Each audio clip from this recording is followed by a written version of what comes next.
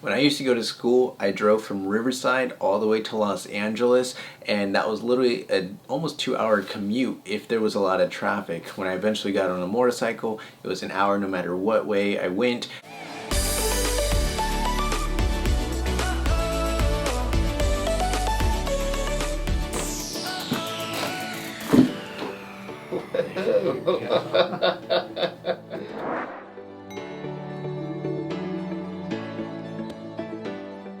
But eventually it got so wear and tear onto my back and onto my joints and onto my spine that I was like, man, I got to do something else. So I actually started to ride the train. And I kid you not, without failure, the train would rock me to sleep. It wasn't something that I could just sit down and do my homework on the train or study or watch movies. Man, that thing rocked me to sleep. So one of the biggest things I encourage people, whether you're commuting in the car with a friend or a coworker, or you're riding on the train, or just whatever the circumstance, you don't want to fall asleep.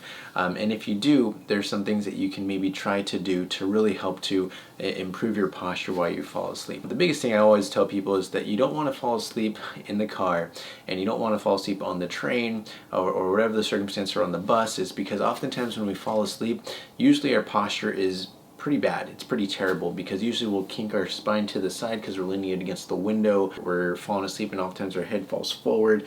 And when you fall asleep, especially when your head falls forward, you disengage your muscles, because now you're not trying to hold your head up, so it just falls down, and it puts a lot of strain onto the ligaments and onto those joints, and that's where you're going to lead to a lot of wear and tear, a lot of irritation. And then all of a sudden you're going to start to wake up and you're like, man, my neck is killing me, I don't know what I did, it's really stiff, you're getting some shoulder pain or whatever the circumstance. There's a lot of different contraptions. There's even like stuff that you can buy that you can actually inflate, so you can actually put your arms in it and then put your head down, and it actually holds your head up a little bit so you're not going all the way down like that, and it'll help to reduce a lot of that stress. So I would encourage you to look it up. Ask me about it if you really do want to know, because I can try to find that for you, but I couldn't really find it right now just because I wanted to make a quick video. But if you really do want to know, let me know, ask in the office. But other than that, you can actually buy these pillows, and really these are the things that you put around your neck.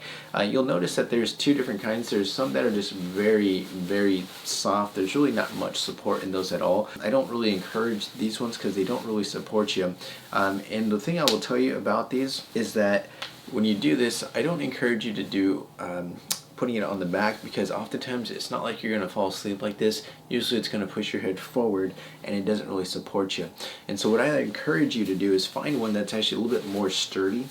This one actually has memory foam into it. It's a lot more firm if you were to squish it.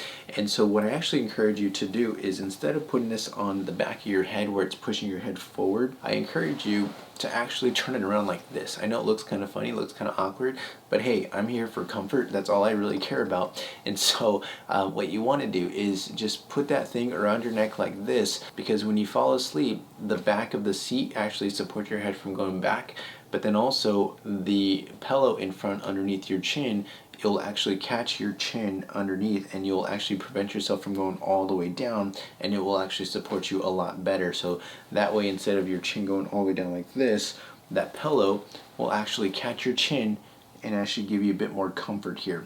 Same thing if you lean over to the side, you can do it that way as well. Whatever the circumstance, when you fall asleep, oftentimes our head falls to the side, over to one side or the other, or falls down to the front, but you want to make sure you're supporting your chin and supporting your neck, so then that way you're not just putting all that stretch and all that strain onto the joints. So that's the biggest thing I can encourage you guys, especially if you're on an airplane or something like that. Try to avoid falling asleep in the first place, but if you do end up falling asleep, try to get something that will help to support your neck, so that way it's just not straining and pushing down onto the joints here. So I hope that helped you guys. Thank you so much for watching. We'll see you on the next video. God bless. Peace.